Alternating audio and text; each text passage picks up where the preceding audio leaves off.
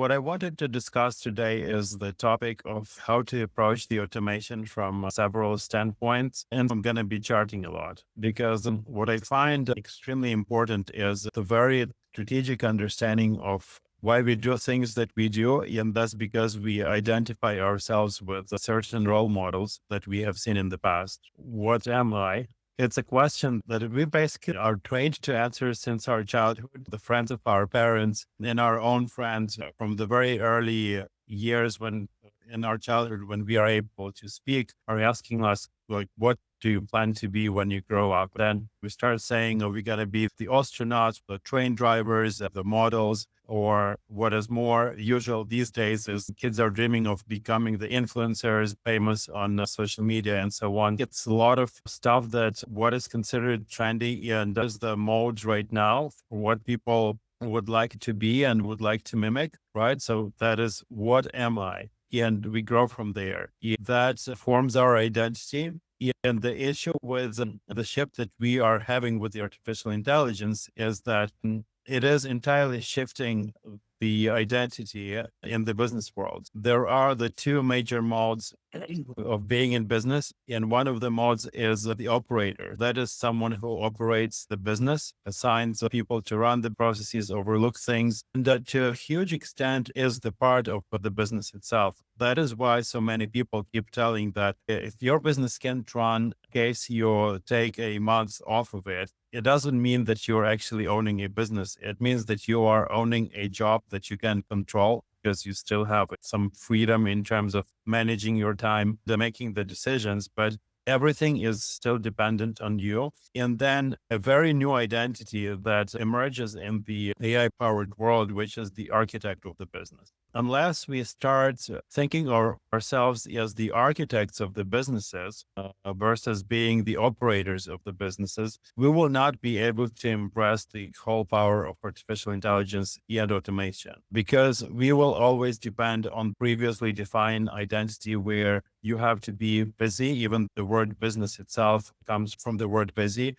We will be in the process and we will be sure that we have to be in control of things. Otherwise, things will not work. And this is one of the most harmful beliefs in business, because that is something that doesn't let you build. It has a lot of the model that is independent from you, human roots in it, which is basically the desire to be needed. So many of us, if we don't feel we are needed, feel we are useless, and we feel lonely and abandoned. So the desire to be needed and for things to be dependent on us is actually backfiring on us, so that we are creating something where we have to be in control, we have to be inside of the business process, and we have to be busy. And it creates a lot of issues. It creates the bottlenecks. You can't really scale your business any longer. It creates the cognitive overload because all the approvals are basically dependent on you and so forth. And then, so we have to get rid of all of this to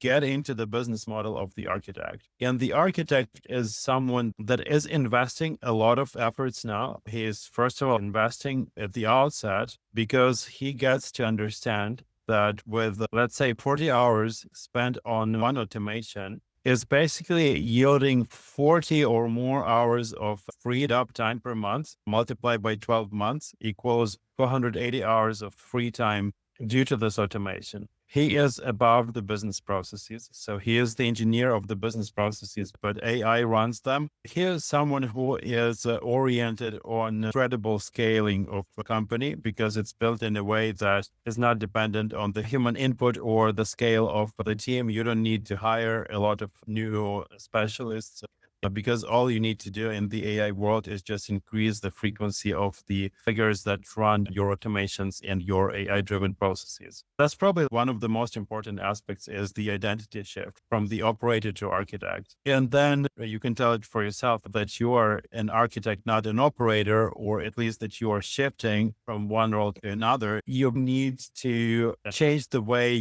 your calendar operates. Typically, we have 5 working days. And typically these working days are consisting of multiple times where you have the team catch-ups, time slots to check your emails, and so on and so forth. That basically just defines your weekly calendar. And if you will have a look at what is happening At most, you will only have a few blocks per week that are 2 hours or more. Typically, they are pretty small blocks of time that you're devoting to some activities, and then you have to multitask a lot. What has to change is that you need to allocate at least half of your calendar to the automations and the architecting of your business. It typically requires a lot of focus. And I would almost say like scientific work, scientific in a meaning of like experimental work. You will need to run the experiments, and experiments means trials and errors before you get to the successes. Trials, they have to be multiple. Errors, there'll be errors first before you get to anything that is mediocre but far from the final success. The process of improving something that you can consider the success. And these loops, they do require time. They require this engineering approach to things for which you need to allocate the blocks of 3 to 4 hours, and you need to make these blocks repeated per week. I would like to see at least 50% of your time dedicated to the architecting of your business, not operating your business. And you can have a few issues or objections or like mental obstacles here. Let's discuss them as well. One of the obstacles can be unique situations. Typically, when we work with the entrepreneurs and I am managing too many processes and they are not repeatable. When people are having this mental obstacle, it typically means that they don't know how to tame AI and automations in a way that they can, what we think only human can do, manage. It boils down to, I'll call it taming artificial intelligence, but we will later explain what exactly it means and how to do this. Because when we make any request to a ChatGPT, Claude, or any other AI model, we consider the output of this model to be pretty unpredictable, and we can't expect the format of this output and so on and so forth. That is creating this impression that AI is like all over the place, but it cannot be structured. These myths can be overcome on even like the first touch with we teach on our workshops or in digital courses, which is how to develop the system prompts and the prompts in general in a way that can generate predictable results for us. Another issue could be that our business is evolving too much. We can't really freeze it to automate the business processes because they change all the time. I have to say that's something that really requires the standardization, and you need to use the framework called BPMN or business process model notation in order to describe your business processes and freeze them. Blurriness around the business processes. And in most of the cases, this statement that they are constantly evolving is coming from the lack of clarity around what these business processes are and how to put them on paper and freeze versus the fact that they are evolving in real life. Most of the companies that we work with actually have a pretty defined business models that they repeat year after year, so they don't change majorly. You may change something in the tactics, for example, the way you acquire customers may be evolving and so on. But even that is happening not more often than every quarter. That is where you want to describe things, standardize that have the business process map, after which you can take care of the AI-driven automation for your business. And before we get into the mechanics of how exactly you run the automations, you want to make sure that whenever you start taking care of that, you have enough resources in order to implement it. And your personal time is the resource of the highest priority for that. This identity shift from the operator to the architect and who we are is really defined by what we do. So it requires us focused doing these allocations of time where we experiment through the trials, errors, and mediocre first results to we get to the eventual success. Let's get to where we are trying to get with all of this in the span of the next 6 to 12 months. We truly believe that AI is going to be at the core and the brain of any business model and within the next year or two, in the sense that AI will not only generate the text or manage the spreadsheets for us as it is doing right now, but it will go deeper than that. AI will be executing all the business processes so that humans mostly don't need to. This will happen through a few ways. Many of the software applications that we are using right now will introduce more and more of their AI features and automations. That's the good news for a lot of businesses because you will not need to take care about the technical level. So I'll write it here that SaaS that we as humans use. Let us draw the humans here. We use the SaaSs that will be directly introducing us to the AIs of their own. But what we will need to be the masters at while the technology is really taken care of by these softwares that we use at the current days. Let me give a few examples. If you're using HubSpot, it has an AI assistant. If you're using SAP, it has its own AI platform called Joule Studio. If you're using Microsoft, you have the platform called Microsoft Copilot and Microsoft Copilot Studio. Pilot being an easier way to automate things and bring in the assistants. And then the studio being on the more complex side of things. But with that, we need to know how we should manage the processes through these SaaS and with the use of artificial intelligence. And so that is possible if we feed few things into the AI. And this is the standard operating procedure. So how exactly the work has to be done. Now, the standard operating procedure consists of few things. Let's start with the very obvious ones, which is the technical level. It's the task description or task context. I'll put it this way. So what is the task itself? If it's a conversation with the customer, what is the information about the customer and what is the message that we are processing and have to respond to? Now, after that goes the SOP, the standard operating procedure for the step-by-step instruction of how exactly we process a certain task. What is the workflow for that? Then besides just the workflow itself, you have certain policies that define, for example, your tone of voice, your brand standards, the regulatory standards and guardrails and so on.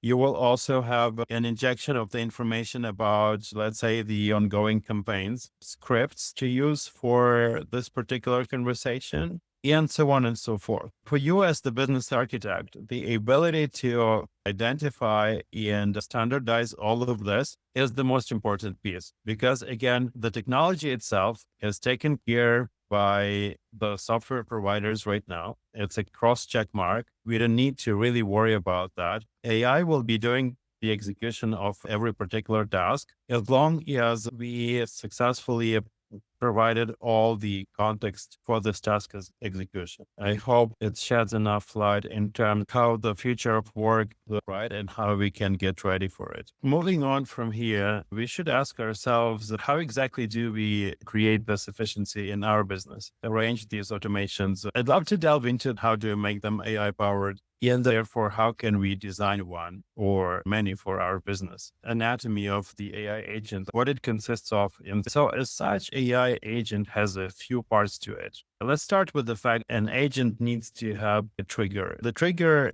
has an event that is the schedule. Why the schedule is a fantastic trigger event is because you dictate how often an AI agent runs. And it could be of different types. Let me name a few that are the most widely spread. Let's say you have a social media account and then social media creating the posts with the help of AI agent and it automatically posts on your social media. So if once per hour, you can easily do that. And therefore you can scale your activities without a need to hire extra human resources. If you decide to drive the frequency from once per day, of course, you will pay more money for the executions and for the high tokens themselves, but it's insignificant in comparison to the efficiency.